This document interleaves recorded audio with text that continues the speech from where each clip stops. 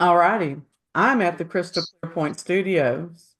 Dr. Pierce is at his homestead, and Lulu is on my trip. So, It's on your trip. Yes, yes, I am. We're on our way home now, but I took her 4-day trip and I'm having a good time. yeah, she's having a real Well, it good looks like you're time. And in a she's, bar. It doesn't look like you're traveling home. yeah, she's at a bar having a good time.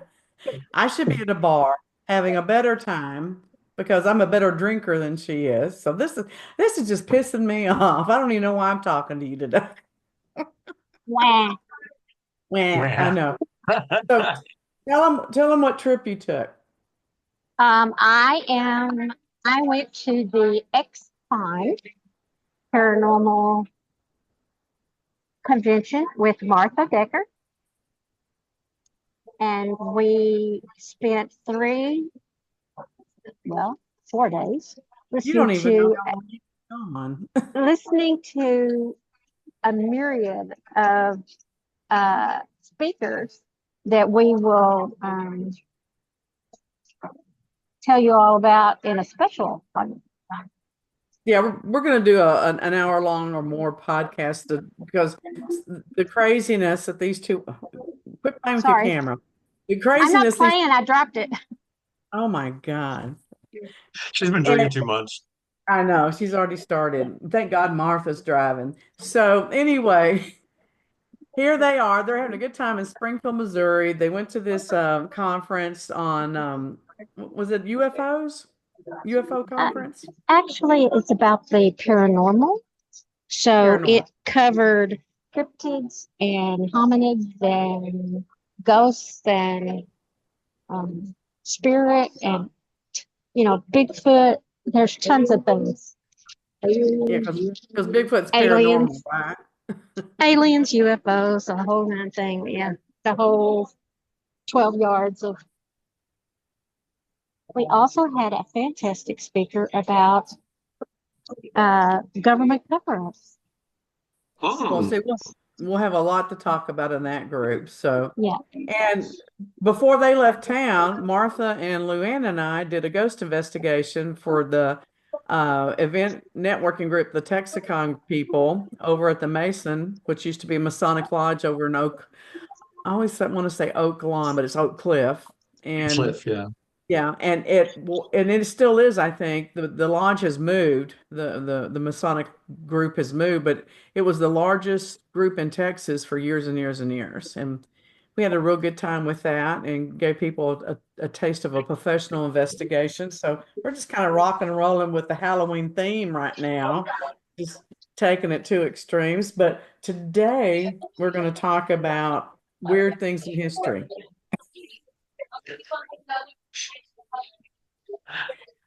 Weird Weird things things. in history. Yeah, fun historical facts that just are bizarre. And so I don't know if y'all have some fun things that y'all like, but I went and pulled up 125 things. 125. And I mean, that's not even getting the cream off of the milk, you know? And I had to pull this list up because the very first thing on the list, I swear to God, during World War II, a Great Dane, a dog named Juliana, was awarded the Blue Cross Medal because she extinguished an incendiary bomb by peeing on it. Now you just can't make this crap up. I'm sorry. Well, okay. I mean, I'll one up you on that. Because in the Civil War, in the state of Texas, okay, there was a cavalry. Okay, there was a cavalry in the state of Texas. It comprised of probably about 20% horses, 80% camels. Yes, I remember that. I remember reading about that. And then they turned the camels loose in the desert after the war. And what happened to them? Actually, some of the camels. I'm not sure exactly what they did with all the camels, but there are descendants of those same camels, on a ranch over near Keller, Texas. That that boggles my mind. I don't think it worked out very well though for them, did it? No, it didn't. No, they couldn't ride them. The camels didn't like. They didn't speak Southern. It didn't work Yeah, well. it was. Yeah, and apparently camels suffer from sprained ankles. Forgot to Um, tell her no sour cream. No sour I'm cream. allergic to it. Martha, tell them no sour cream. Okay, so No I didn't know sour. this on what either. Okay, Ready to so go. the next thing on the list is Alexander the Great was accidentally buried alive. They thought he was dead, but he wasn't. And it's because he had this thing called Guillain-Barré syndrome. So they believed he okay, was dead, but he was just paralyzed. But he couldn't speak, he couldn't move, he was mentally aware, and they buried him. Now that's terrible.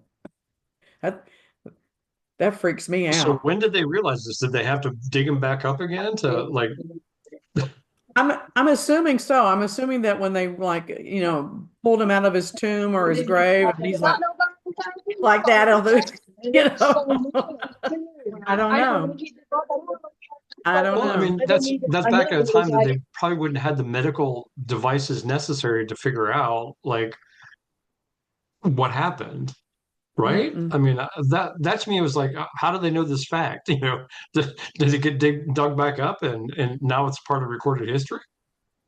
I don't know. It's just on the list. Hmm. Just on the list. Then, did you know there were female gladiators? I Mhm. bet I was one. I bet I was reincarnated. I bet I was one. You know what they called them? Gladiolas. No, no, no, I'm just teasing. Gladiolas. Yeah, that's not funny. No. Gladiatrix is the plural for gladiatrices. Hmm. I can't speak today. I don't know what's wrong. My tongue is not working. It looks fine. So they had them, they were rare, and they were not unlike their male counterparts. So I'm assuming they were very butch, very muscular. Is butch a good word now? Are you allowed to say butch now? I'd say which. Okay. I can't keep up with the political correctness stuff, so I don't know. I try to, but it's hard. It's very, very hard. Okay. Since we're talking about women, guess who the most successful, not famous, successful pirate was? Oh, I've heard of this. I cannot remember though. What was her name? I'm going to pulverize this too. Kelly, not Kelly. Ellie Mae. Ellie Mae. No. Hello, Mo. No, she was Chinese. What? She was a Chinese prostitute, and her name was Ching Shi, and she was the commander of the Red Flag Fleet. And oh no, the commander of the Red Flag Fleet bought her, married her, but her husband considered her to be his equal, and she became an active pirate commander in the fleet. That I did not know. I did not either. I want to see that made into a series. That would be a great series.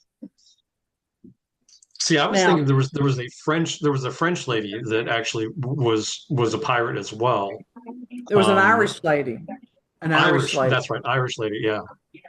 Irish. And she was very, very successful, and she was ruthless. I'm Irish.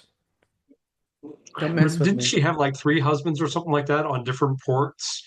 And her Uh, downfall was something that like she got pregnant by one of them and the other. It's like the whole convoluted story. Like they all found out and all three of them ganged up and like took her out.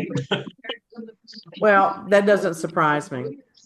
That probably is true. I had not heard that. Luann, you're giving me dementia, or no, vertigo. Sorry, So you already had dementia. I already have dementia. Be still. Oh my God, be She's trying still. to configure the proper angle for eating and doing a podcast and drinking. Well, she should have thought of this beforehand. Well, Okay. I didn't know where we would be in our trip, and we just happened to be here. Well, I thought you were just gonna like hang out at the Bat Cave and do it from the Bat Cave. I was looking forward to that. That would have been a nice. It would have been quiet. All right, so you know the movie about the Avengers. You know, there's the all the okay, but there actually was a group called the Avengers during World War II, and they were a group of Jewish assassins who hunted Nazi war criminals after World War II, and they poisoned 2,283 German prisoners of war. Poisoned them. What? 2,283. So I would say that they were pretty successful at what they were doing. Yeah. I've never heard that. They never taught that in school. So do you, okay, I know this probably like fringes on conspiracy theory, but do you think there are still members? I would think so. But they're probably all dying or dead, as well as the Nazi, because there's still rumors that there are a few of the Nazi war criminals in South America, and in fact, they made that movie, something Brazil or whatever, about they were in Brazil and they were carrying on their scientific experiments and stuff like that, things of that nature. The thing about conspiracy theories, we ought to get brave. We ought to get bold. We ought to delve into that one day because my whole thing is I think that there's probably truth to probably 90% of the conspiracy theories. But my thing is who cares? What are you going to do? What are you going to do? Yeah. You know, I if think you it would be can't, fun to talk about that. well, we can talk about it, or whatever. Yeah. But uh, I just get frustrated with people when they become obsessed with it or it worries them so much it affects the quality of their life, that type of thing. Yeah, that's not good. No, no, no. Yeah, well, I Okay. mean, we could also do a whole series on fairy tales because fairy tales are most of the time based on actual fact and actual history that happened. So Yeah, I like in the nursery rhymes like Humpty Dumpty and things yeah, like that. They're all were political slams, which to me makes a lot of sense and a lot more creative than this crap that we have going on now where everybody's just calling people names, you know. I am sick of that. I don't know if y'all saw my post on Facebook today, but I said I will now have made a decision on how I'm going to vote. I'm going to vote for whoever will get rid of daylight savings time. That's my it makes no criteria. sense. It No, makes no sense. it makes no sense. It's screwing with my sleep cycle and it gets worse as I get older. So whoever can get rid of that crap, I will vote for them. Well, I didn't promise. it pass at one time and then all of a sudden was overturned and like it went back to normal? Like like we still Oh, had daylight savings time? I don't know. It seems like I remember that slightly. Yeah, You know, well, maybe that's a I did a lot of drinking Mandela in the effect. 80s. And I didn't care about a lot of things in the 80s. So a lot of these things, is it a memory or did I dream it? Yeah. Well, there's a lot of Okay. discussion about the Mandela effect, that there are splitting timelines, that there are people that remember things a certain way and in another certain way. I remember when I was growing up, okay, and this is probably way too much information to share over a podcast, but I wore Fruit of the Loom underwear. I Okay. was just thinking I that. remember I remember Fruit of the Loom having a cornucopia on the logo. Mhm, mhm. But they swear they didn't. They swear they didn't. They They did. swear. They had, well, I mean, I remember it having a cornucopia like on the logo, but they swear that they never had one. They never had a cornucopia on the logo for, you know, Then what was that group of fruit? Yeah, what was the point it of the was fruit? apples. Yeah. It was like apple, pear, banana, Right. and grapes. Yeah. Yeah. But what's the point of having a bunch of fruit together if it's not in a basket or a cornucopia or whatever? You know? Uh, To me, there's a lot of those. My son is sending me crap like that all the time. And it's just amazing the things out there that, like cartoon characters. I'm waiting for Uh-huh. them to come back and say Popeye never ate spinach. I'm waiting for that one, you Yeah. know. And Pluto, and speaking of Popeye, because I love Popeye, his name used to be Brutus, and then they changed it to Bluto. Why? What was the point? I don't get it. So, all right. So this is something I can get behind. My phone keeps shutting off. It's on my phone. So in the Olympics from 1912 to 1948, they actually had medals for literature, architecture, sculpture, painting, and music. What happened? What? Yeah, they had competitions for those things, and the art created had to be Olympic themed, but they had competitions in those arenas. Really? Why not? What Makes sense happened to then? me. Yeah, what happened?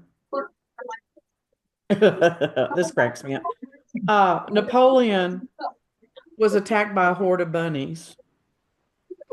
He was on a rabbit hunt. And he arranged him, and when the rabbits were released from the cages, they charged toward Napoleon in an unstoppable onslaught. Now, that's funny, but I'm going to tell you, rabbits kick hard. They hurt. They get up and they, those hind feet, and they can do some damage. Oh my God. And he was a little man. He was itty bitty. I bet a rabbit could take him out like that. I'm sorry. Every time I hear rabbits attacking, I always think of Monty Python and that's a Jupiter rabbit. Maybe that's where they got the idea. Oh, Maybe, yeah, maybe. could be. Okay, so did you know that Cleopatra was not Egyptian? I did know that. Hmm. What was she? I cannot remember. She was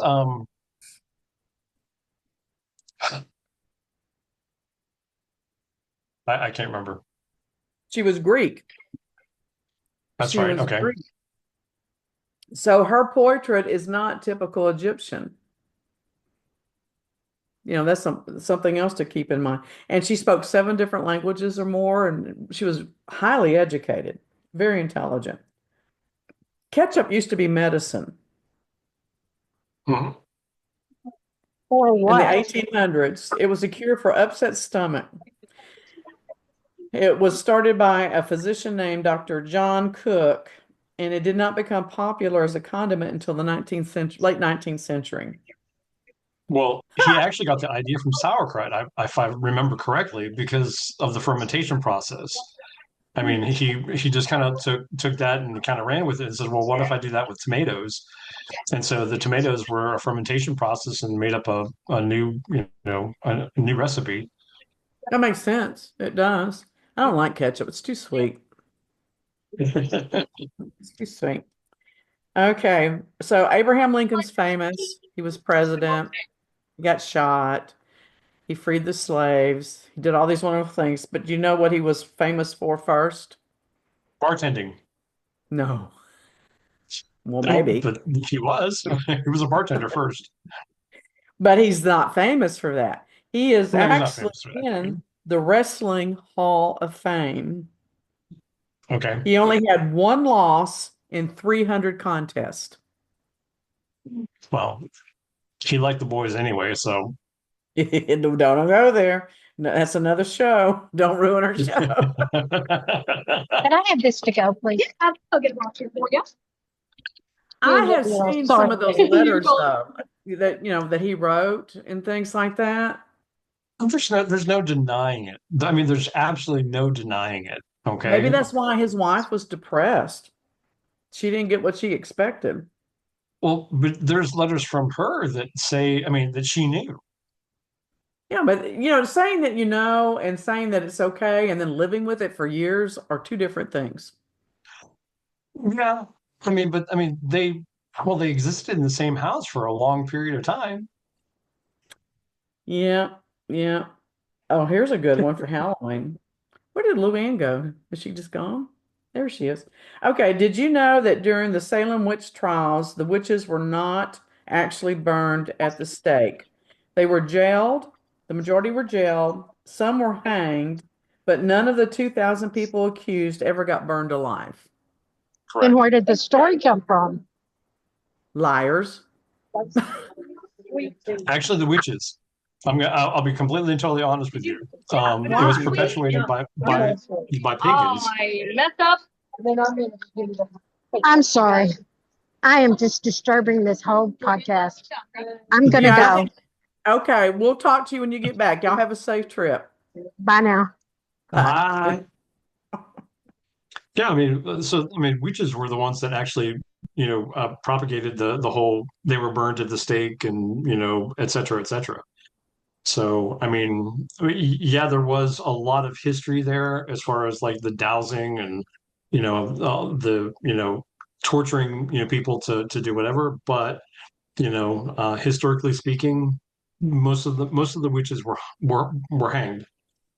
How many were hanged, though? That's what I'd like to know because there was over 2,000 people accused, Mhm. and I think there was only 11 that were actually Yeah, executed, something like that. So that's a big, huge difference. I mean, to me, when you look at the numbers, I mean, not that that's not horrific. I mean, I'm not trying to downplay that, but that's a whole big different story to say there's 2,000 people accused and only 11 were executed. What changed? What happened? Where did common decency and common sense start coming into play? That type of thing. So I would love to hear the real story. I don't think we've ever heard the real story. yeah. That's boring. We're not going to do that. Andrew Jackson. Andrew Jackson had a pet parrot, and he taught the parrot to cuss like a sailor, my kind of guy. And the legend even goes on to say that the parrot was at his funeral, and they had to remove the parrot from the funeral because he wouldn't shut up, and he kept cussing the whole time. Aw. He was just missing daddy. Could have been. It could have been. Okay, the Bloody Mary wasn't always called Bloody Mary. First, the popular brunch drink was actually called a bucket of blood. After a bucket of blood, it transitioned to red snapper. Okay. Ish, ish. That's all I could think of when I saw that. And then they finally settled on Bloody Mary. Red snapper. What the hell? I'll have a red snapper, please. Yeah, I no. don't see I don't see you ordering a red snapper. I can't do Bloody Marys. I can't do tomato juice for some reason. I just can't. I like Bloody Marys. I do. Um, okay, so this is not really new. This is in the ancient Olympics, athletes perform naked, and this was to achieve closeness to the gods. I love that. And also to help them detox through their skin because they sweat so much. So they were detoxing, getting close to God, and God knows what else they were getting close to. Well, they were also the reason that olive oil was a commodity in ancient Greece. Because they could slip and slide. No, because the gladiators like used gallons of it, during their plays. Yeah. Ooh, that's a natural laxative too. So, this just it's messier, messier. There was actually a pig in 1386 that was tried and executed and hanged for killing a child. Oh, okay. They they arrested the pig, they kept it in prison, they sent it to court, it stood trial, it was found guilty, and then they executed it by hanging. I'd love to know the reasoning behind that because it's Yeah. not like a pig is sentient, so they can like say stick up for themselves. I Here's what mean, I'm like bring on the bacon. That's what I say. Well, here's what I'm thinking. I'm thinking the pig probably belonged to someone that was powerful. That's what Okay. I think. And so they couldn't just go slaughter the pig because they couldn't risk offending this person who had some power. I'm just hallucinating. I'm just making this crap up because that's the only thing that would make sense to me, you know? Well, maybe it was the witches. I mean, maybe they turned someone in the community into a pig, and that's what they actually thought, that this pig was a person that, you know.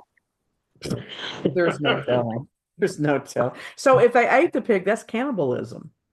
That's very true. So I wonder what happened to the pig after that happened. I don't know. Oh my God, this list is just incredible. Okay, so we know that people used to make clothes out of food sacks during the Great Depression. And, in fact, flour sacks started putting prints of flowers on their bags to make the dresses prettier. So I don't know why that's on there. That's pretty common knowledge. Um, we know that people during the Victorian people period like to take pictures of dead ones, the dead Yeah. people, set them up in a chair like they're still alive. Everybody standing around them, they take a photograph. I don't understand that. Well, the common thought was that a picture actually immortalizes someone, that like it keeps a part of their spirit or a part of them like there. So when they would take a picture, I mean, they would take and say that they were always with them or they would always be there. But it did for Okay. babies, especially. Well, and that kind of makes sense with babies because I mean, I Mm. don't know. I don't know. The shortest war ever in history, how long would it last, do you think? The shortest war, Mm-hmm. 3 hours. Almost 38 minutes. Wow. 38. It was between Britain and Zanzibar, and it's known as the Anglo-Zanzibar War. It was on August 27th, 1896, and it was over the ascension of the next Sultan of Zanzibar and resulted in a British victory. Hmm. Oh my gosh. See, those are Mm. the interesting things that I mean that I would love to learn more about in history. Okay, this is kind of neat. The University of Oxford is older than the Aztec Empire. Think about that. Oxford opened its doors to students in 1096.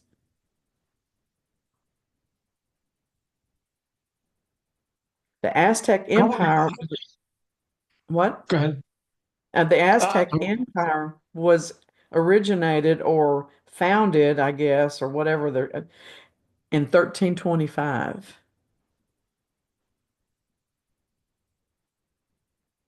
almost, well, over 300 years later. so is that the discovery, or is that the start of? I Well, would it have to says say it that was the discovery. originated with the founding of the city of Tenochtitlan at Lake Texcoco. I'm terrible with Okay, other so the languages. discovery. Yeah. Okay. So then we have the most famous female serial killer. Want to take a guess? Famous serial killer. And it's kind of tied to vampirism. Vampirism. That I don't know. Hungarian Countess Elizabeth Bathory de Escas. She's accused of torturing and killing over 650 young women between the ages of 10 and 14. And it doesn't say Was she this the on the one that list. did the baths of blood? Yeah, yeah, Okay. yeah. Okay, this is funny. Russia ran out of vodka celebrating the end of World War II. They just ran out of vodka. After a mere 22 hours of partying, the whole country ran out of vodka. Oh How is well, that possible? Seriously. that's a How is that? lot of vodka. Oh my God, what were they doing? Bathing in it? Jeez. Oh, oh my gosh. Okay, so you know how, okay, I'm going to say this and then we'll talk about what's on the list. So there is a story going around that I have not confirmed personally, but I've heard it several times that people put pineapples on their doors, symbols of pineapples on their doors on cruises to show that they're swingers. Pineapples are a sign of swinging. Well, they also used to be a status symbol back in the 18th century of England.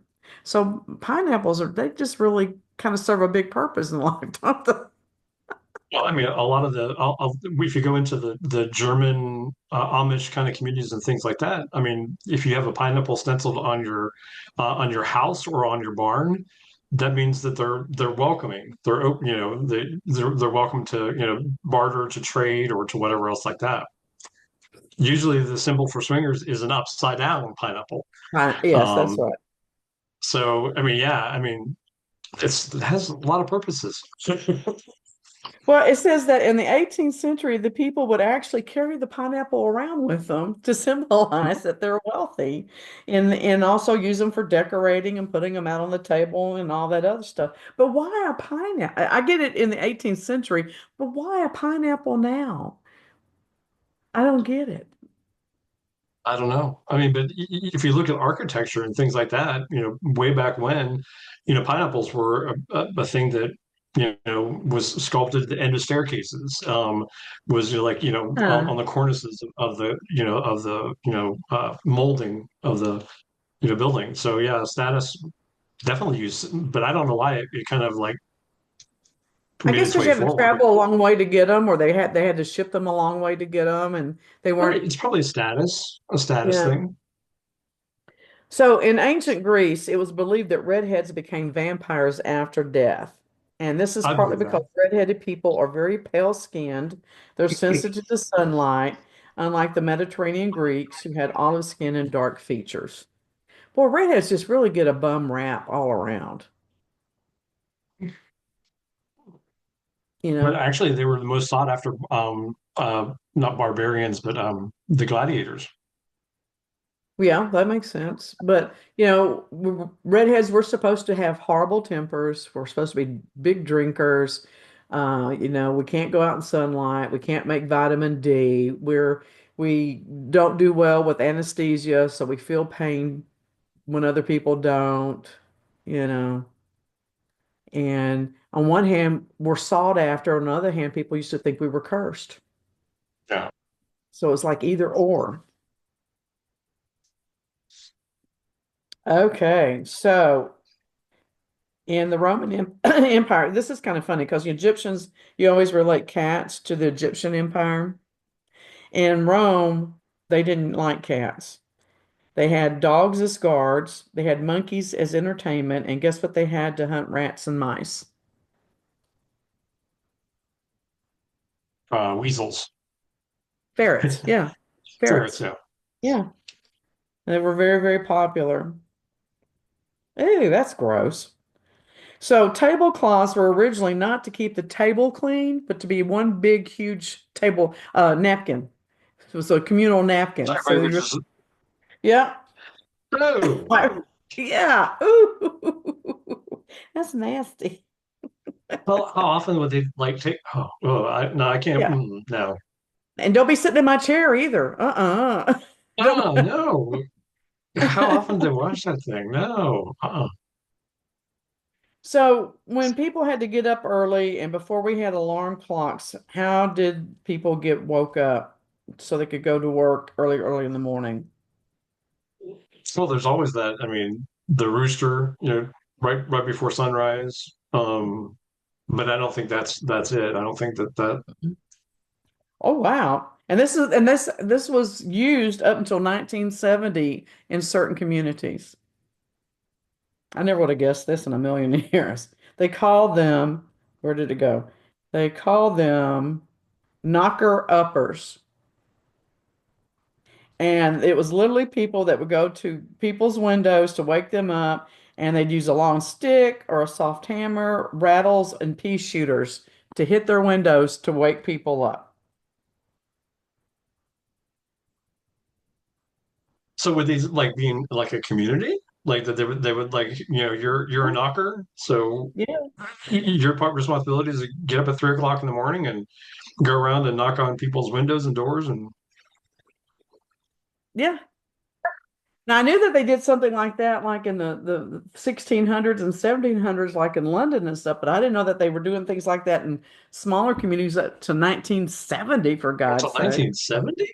That's what it says. Wow, I had a radio alarm clock for that. 1970. Wow. So Lord Byron kept a pet in his dormitory in Cambridge. Do you know what it was? Good God. Um, They weren't allowed dogs. So this was his protest. Coyote? No, close though. I don't know. A bear. What? A bear. He was even known to take it on walks on a leash. They wouldn't let him bring a dog, so he brought a bear. There was no law about the bear. I kind of like the way he Oh, thinks, though. okay. Well, there's still a law in the books in Dallas that you can't walk your mule backwards on Sundays. Well, you know what? If you can get a mule to walk backwards, good luck. No idea why that law's there. Mules are cool, though. When I was a kid growing up, there was a man that used to drive a mule. He pulled a wagon through our little neighborhood, and I guess he went all over Texarkana, picking up junk and things for people, and pots and pans and whatever. And he let me drive his mule. It was fun. I got to climb up in his wagon and drive that mule. And he says, "You must be a good girl." I was a little bitty thing. "You must be a good girl because this mule doesn't listen to nobody." Well, they're very sensitive.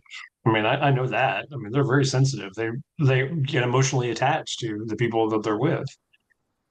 I love that mule, and I always went out when I saw him and pet him, and he always had a little piece of peppermint for me, which looking back Oh, now, he seemed very poor. So, that was a big deal, I think. I think it was a big yeah. deal. Okay. Do what? Okay, so as Saint Lawrence was roasted on a gridiron by the prefect of Rome during the persecution of Christians, legend says he cheerfully declared, "I'm well done on this side, turn me over." Okay. Because of this, he is the patronage saint of cooks, chefs, and comedians.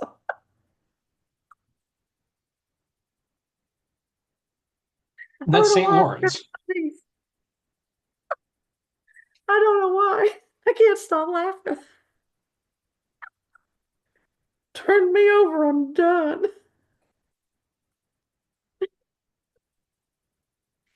Surely he did not say that. I mean, my God, he's being burnt alive for goodness sakes. Well, I mean,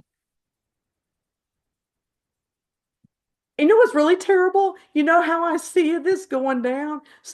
Paul Lynn. Paul Lynn playing him, going, "All right, baby, turn me over. I'm done." I'm done on this side. Oh my God. Yeah, I remember reading about this. In 1998, 1,200 bones from a total of 10 human bodies were found in the basement of Ben Franklin's house. Everybody was like having a fit over this. I remember this. And it says that what was happening was is he was buying these bodies that were dead and using them to study human anatomy. But when it first came out, I remember it was going, was he like a serial killer? And what was Ben? Right. Because he was a pervert. I mean, he was a sexual pervert. So it was like just a little leap forward to go, serial killer on top of that. But but again, how do they know? How do they know he bought those bodies? Do they find a Yeah. sales receipt? You know, and isn't it illegal to sell bodies for that? Mhm. So I'm thinking there's still more to this story. Oh my God. It'd be interesting to delve into some of these stories and actually feel like the pig story, like, well, what happened to that pig afterwards? It's Yeah. like, What are the details? What was the thought yeah, process? What was the attitude? Okay. So now we're going, we look at how all these professional sports players get these endorsements right now. That's not new. Roman gladiators were celebrities, and they even yeah. endorsed products back then. And children would even play with gladiator action figures made out of clay. Ugh, gross.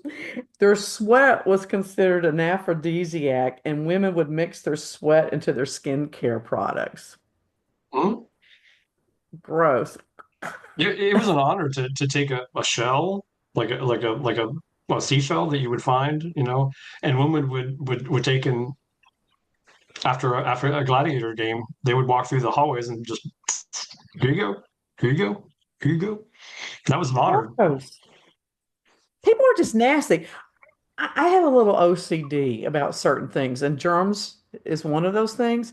And the idea of people like not bathing and things like that just grosses me out. It just, ooh, yuck. No. No, I don't know. And like when I'm watching movies, and like I was watching a movie yesterday, and Laura Dern got off the airplane and she went to the Casbah and she didn't have any clothes and she just fell into bed wearing the clothes she had on that airplane, hadn't bathed. All she did was take her bra off. And I'm like, you know, and that's all I can think about now for 10 minutes into the movie. Is because then she wakes up the next day and there's no water in the room. It's a beautiful room, but the water doesn't work. And so she gets dressed by putting her bra back on and goes into town. And I'm like, because now she's 2 days in without. He's like, how long does this movie last? How many days now? I mean, at the end of the movie, you're like, well, she didn't shower for like 12 days. What? So And they never did show her getting a shower. Never did. I'm, and so and here's my other thing that grosses me out. Well, two things. One, when people brush their teeth, it never shows them spitting. It's like, don't they foam up? yeah. Are they getting those teeth clean? And then they get up out of bed after having sex and put their underwear on. Really? There's no cleanup. There's no freshening up. No, let me get you a towel or there's the shower. And then they go to work and you're like, they smell like sex. Okay, we have really gone off the deep end. And they smell like sex. And they went to work and nobody smells them, really? Oh my God. I can smell that from 100 feet away. Seriously. Seriously. Ugh. Oh my God. Oh, hey, here's your story about Abraham Lincoln. He was a bartender. He opened up a bar called Berry and Lincoln with his friend William F. Berry in New Salem, Illinois. And it eventually closed because Berry was a raging alcoholic and he drank all the liquor.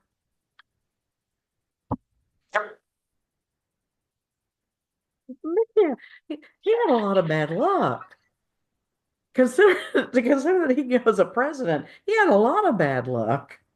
Well, I mean, he was okay. So if you want to like trace the whole gay scenario back, they actually said that was one of the first gay bars. Oh, probably. I mean, would make sense, wouldn't it? Do you think they were as hidden back then, though? I mean, do you think it was that big a deal?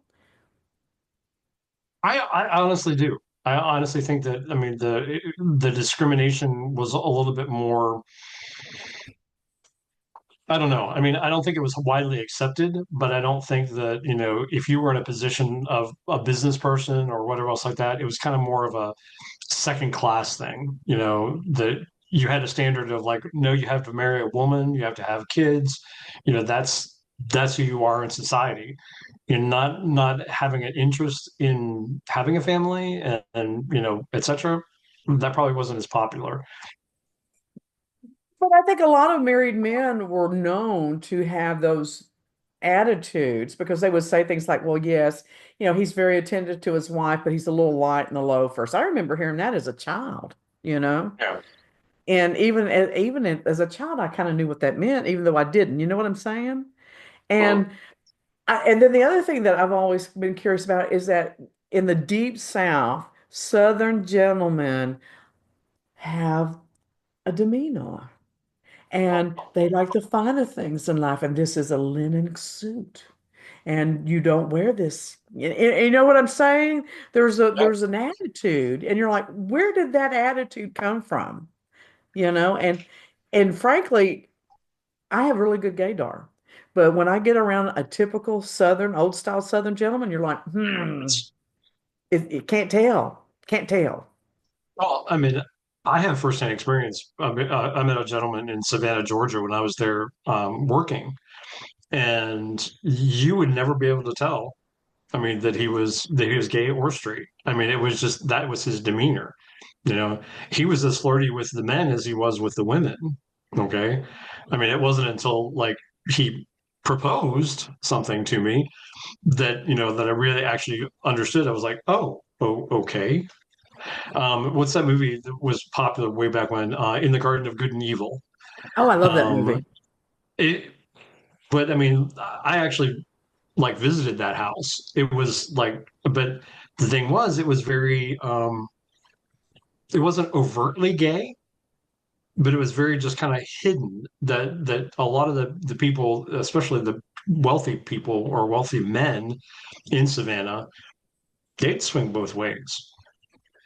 Well, and you see this in a lot of shows, and so I do believe that TV reflects life to most degrees, not all degrees, but most degrees, and it will show that a lot of gentlemen that are very Southern and very elegant and very conscious of their demeanor and everything, that someone assumes they're gay and they come to find out they're on a date, and they're just as straight as they can be. So it's a taught, learned behavior because they're extremely wealthy and things of that nature. So, why did we get off on this? What happened? Well, the same thing can be said for Southern women. I'm sorry, you know. I mean, they're taught the same thing. It's like, oh dear me, Hmm. it probably didn't offend them one bit. She'd be thinking like, I'd like to take him out back and give him a blowjob. I mean, that's honestly, I seriously think that, I mean, the Southern women were probably the biggest culprit of misleading, you know, uh, Yeah. men, women, everything else. Yeah, I can see that. I definitely can see that. We'll have to talk about blowjobs one day. I have an attitude about that.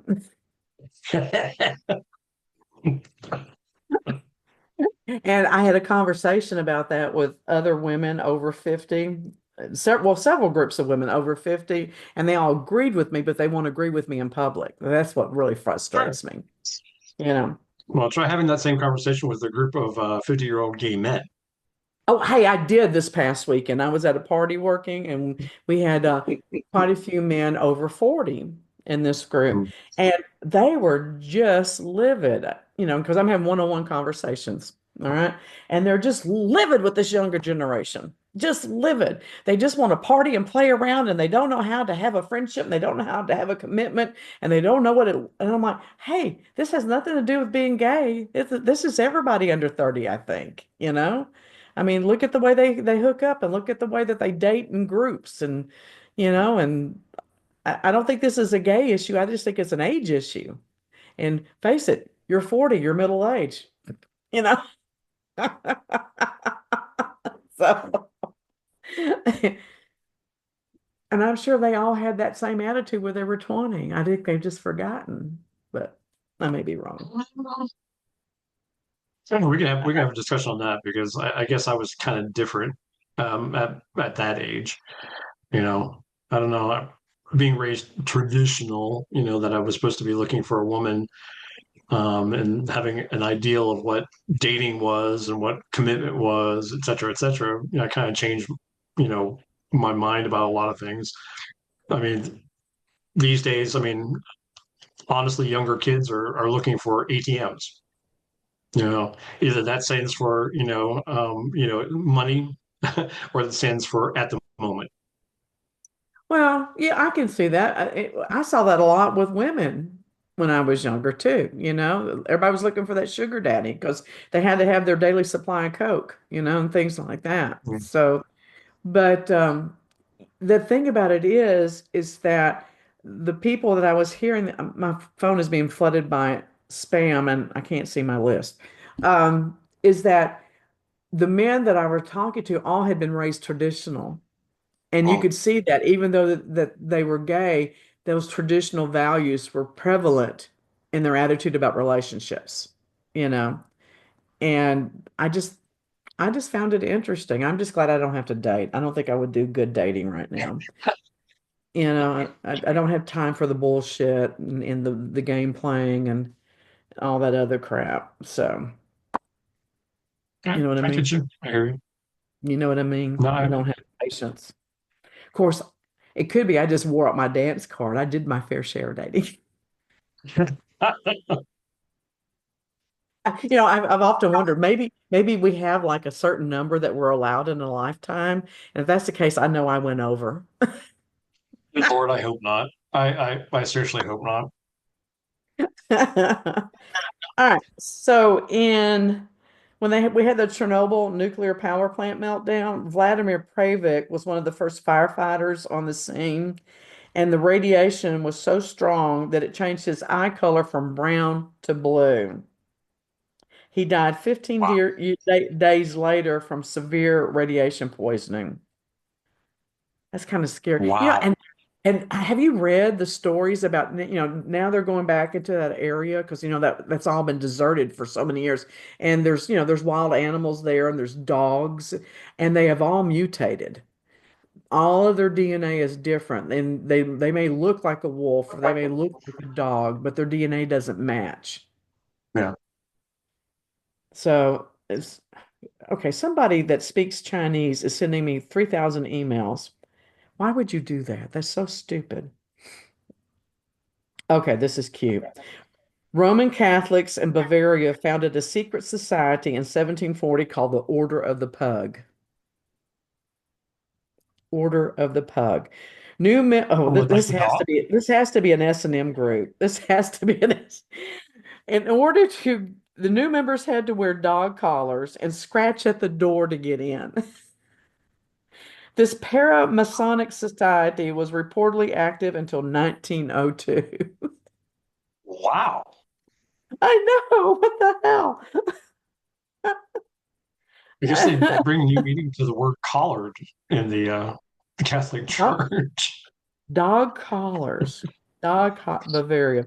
King Henry VIII had servants who were called grooms of stool, Mhm. and their job was to wipe his bottom after he went to the bathroom. He had Yeah. all four of those people that had that title knighted before they died. Well, I They mean, it ought to was a get big thing. I mean, the king would get up in the morning and like people that he selected from his court would be there to like witness the morning movement, you know?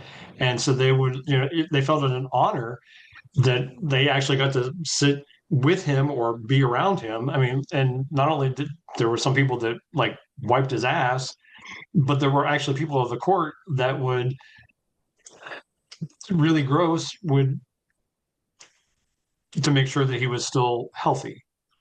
gross.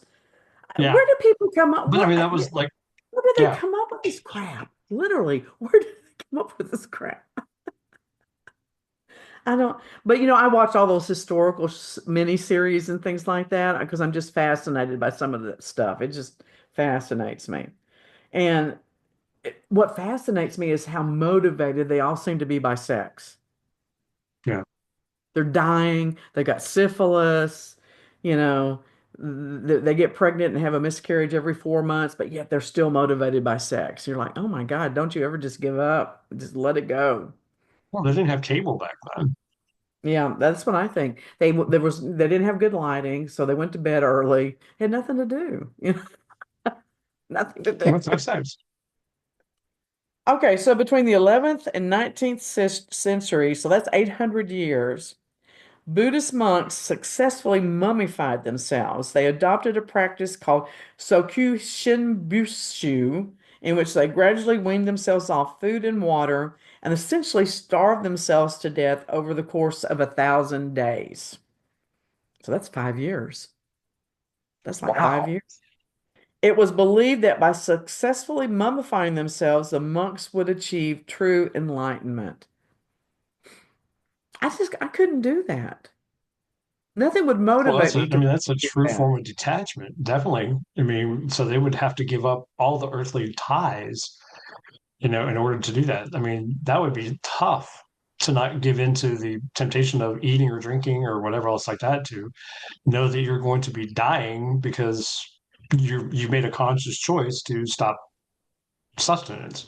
No, I see. I I wonder if our brains are damaged now or if their brains were damaged back then, because there seems to be a huge disconnect between the way humans have been and how they are now. I mean, there's Yeah. a lot of similarities, the anger and the entitlement, and you see that through all the generations. But there's just some of this like, where did that come from? Okay, like here, this one. Ancient Romans would use stale urine as a mouthwash. The main ingredient in urine is ammonia, which acts as a powerful cleaning agent. How did they figure that out? That's the first thing I want to know. Urine became so in demand that Romans who traded in it actually had to pay a tax. Why couldn't you just make your own damn urine? I don't know. I mean, maybe that was coming from the elites or something like that. I don't know. I I don't mean, I guess know. it's the same as olive oil. That I mean, that someone trading an olive oil knew that there was going to be it was going to be a commodity. So Yeah, but olive same oil way with tastes urine. good. Olives are good. You can cook with olive oil. You can pickle with it. I don't know. It boggles my mind. Okay, so Pope Gregory the Ninth declared that cats were to be associated with devil worship and had them exterminated. Ironically, some believe that the disappearance of those cats is what led to the rats spreading the bubonic plague, aka the Black Death, that killed millions of people in the 1300s. That's not a far stretch. No, it makes sense, doesn't it? Oh my God. Okay, this is our last one and then we're done. I don't think I can take anymore. Oh my God. And we only got like a third of the way through the list. From the 1940s to the 1970s, Yale plus other Ivy League schools like Harvard, Vassar, and Brown required their freshmen to pose nude for a photo shoot. The goal was to gather material for a massive study into how rickets developed, and that involved sticking pins to the back of the subjects, male and female. Generations of the country's elite who went to the Ivy Leagues posed, and the archives included the naked photos of well known figures ranging from George W. Bush, Hillary Clinton, and Meryl Streep. The photos were destroyed after news leaked and the study was denounced. I call bullshit on that. That was some perverted crap going on. Rich people There's don't some have negatives rickets. somewhere. There's some negatives somewhere. Rich people do not have rickets. I'm sorry. Yeah. Here's what I don't understand. All of these wonderfully brilliant minds couldn't figure out that was bullshit and say no. Seriously? Yeah, I don't believe that one. I really don't. I don't believe that one at all. Oh, I believe it. I believe it. I believe it. It- You know, oh my God. It does make you wonder about people, though. It really does. Yeah, it does. Especially with everything that's going on in the news right now with all of the stuff with P. Diddy and all this stuff and Epstein and yeah, sex is a powerful, powerful motivator. Yeah, it is. I'm telling you, that was perverted. That was some perverts started that and carried it through, and somebody bought into it, and they're like, "Oh, look at all these nudes we got." And I bet they were using them to blackmail them and all kinds of shit. Because otherwise, why did they destroy them? If it was That's legitimate, very true. why did they destroy them? Well, maybe that's the reason why they have so much funding. Hmm? Could be too. Could be. Oh Mhm. my God. All right. Remember this picture from way back when? We need 50,000. Yeah, exactly. A week, 50,000 a week. Yeah. All right. So what did we learn from this? I'm not sure we actually really learned anything, but I mean, it's interesting to go back and look at how society and how different, populations like handle different things. And some of the beliefs that came out of it, just anywhere from from the gladiators to, to witches. It was interesting to hear some of those stories. And how things happened. Which one shocked you the most? Any of them? I'm sorry, the pig story actually is the one that's sticking in my mind. I was like, okay, what happened to the pig? I seriously was like, he went to jail. I mean, and then they tried him, and then he was hung. I'm telling you, that one I makes mean, sense to me. That one makes sense. It belonged to some rich dude and they didn't want to piss him off. So they had to go through all those ridiculous steps so that he wouldn't take revenge. The one that I, boggles my mind is the dog collars scratching at the door to get into the drugs, yeah, Masonic Lodge. I like that one though. I like that one, but still, the pig. It You was just like it was like I want to know. I want to know what. I want to know about the pig. I want to read those archives. I want to read those archives. There was some crap going on in that lodge. Oh my God. And why did they stop? What made them stop? Or did Well, they it's really? interesting because I mean we know that some of the modern practices that we have come from like practices that were practiced way back when. I'm wondering if that has any ties to the BDSM community and the actual collaring of people. Well, I went back and watched Race Bannon's documentary Out of the Darkness that he made in the early 2000s a couple weeks ago. And I thought at the time when it came out, because I saw it when it first came out, I'm like, man, this really makes it clear. But I watched it now and I'm like, this isn't very clear. Hmm. And but to me, the collar was always explained as a sign of ownership, submission. It can't be used as a humiliation tool, but only if that's what the person wants it to Right. be, that type of thing. But what got me is it was called the Order of the Pug. Now, if I'm going to be a dog, I want to be like an Irish wolfhound or a German shepherd. A pug? I mean, to me, that is like probably one of the most humiliating little dogs you could be because they're short and fat. They're Well, it would cute. kind of make sense that if they were, you know, what do I want to say, pious, that they want to like not be demeaned, but being lesser than, choose a smaller dog that has an insignificance. And so if you're trying to, little, not be little, but like less than God or less than, like I'm going to be, um, I don't know. I mean, I'm not sure exactly what I'm trying to say. I'm just trying to point out the fact that, I mean, choose a small dog if you want to be submissive. So maybe that's what they were trying to say is that, I'm part of the church and I'm submissive to, God and the powers that be. Well, why not associate with a dog that is somewhat powerless, ugly, blah, blah, blah, blah, blah. I don't know. It boggles my mind. I think I'm going to be researching that. I don't know. I want to know more about that. Just the I'd like to know what dynamic, you come up with. huh? Okay, I would like I to know will. what you come up with. I mean, I think because there's a whole dynamic inside of like the gay community about pups and owners. So again, it's a matter of ownership. It's a matter of dominance. It's a matter of being submissive, being well trained, having agreements, all But of this that. is related to the Masonic Lodge. It didn't say it's actual Masonic Lodge. It said pre-Masonic Lodge. So there was a relationship there, but not Hmm. exactly. And you're like, okay, so what is, and here's the thing, of course, people are either way to the left or way to the right if they have an opinion about the Masonic organization because they either think they're great, wonderful Christians living that faith. Maybe they even have some kind of mystical command that they're following and protecting, whatever. And then there are other people think that it's just a cover up for dark magic. And it's funny to me how those two extreme attitudes coexist in a world, you know? And so then we have a Masonic group that's not really Masonic and they're making people act like dogs. So, and then it just kind of faded out. Why? Or did it? So that's what we'll look into. Sounds good to me. All right.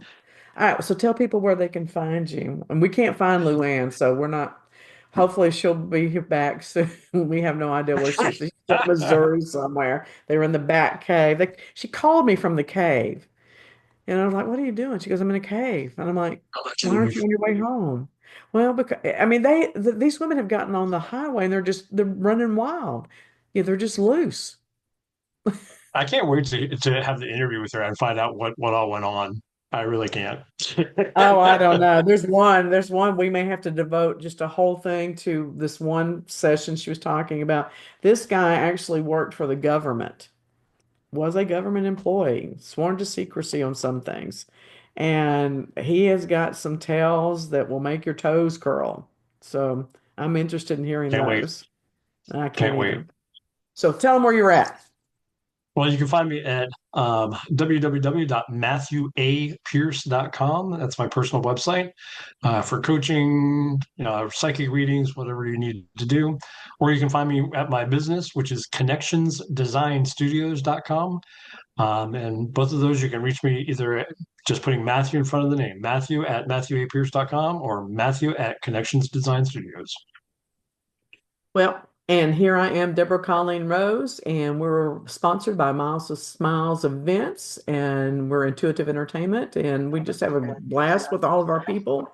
I do spiritual coaching and communication coaching, and that's DeborahColleenRose.com. And I also do handwriting therapy. And no, it does not make your handwriting pretty. It's not pretty handwriting. It's about getting rid of things that are traumatizing in your subconscious. And then I have a private investigation company, isgu.com, Investigative Solutions Group. So one way or another, you're going to get information from me if you talk to me. So just be ready. And until next week, we will see you again and we're talking again. Watch out. Bye, everybody. I can't. There we go.